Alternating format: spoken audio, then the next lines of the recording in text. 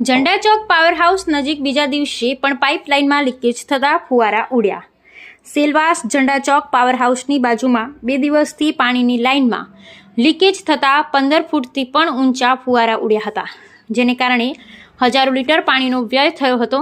ઝંડા ચોક વિસ્તારમાં દર બીજા દિવસે પાણીની લાઇનોમાં ભંગાણ થતું જોવા મળે છે, જેના કારણે વગર કારણે પાણીનો બગાડ થાય છે। એની સાથે આજુબાજુના વિસ્તારમાં પાઇપલાઇન દ્વારા પાણી ન પહોંચવાને કારણે સ્થાનિકોને પાણીની તકલીફ પડી રહી છે। આજે વારંવાર સમસ્યા થઈ રહી છે, એના તરફ સ્માર્ટ સિટી પ્રોજેક્ટના અધિકારીઓ દ્વારા યોગ્ય ધ્યાન આપવામાં આવે એ જરૂરી છે। સોમવારે ભસ્તા ફળિયા ગુરુદેવ સોસાયટી નજીક પાણીની મેઇન લાઇનમાં ભંગાણ થતાં ઊંચા ફુવારા ઉડ્યા હતા, જેને કારણે પાણીનો વ્યય થયો હતો। 1 કલાક બાદ રિપેરિંગ કર્યા બાદ પાણી બંધ કરવામાં આવ્યું હતું।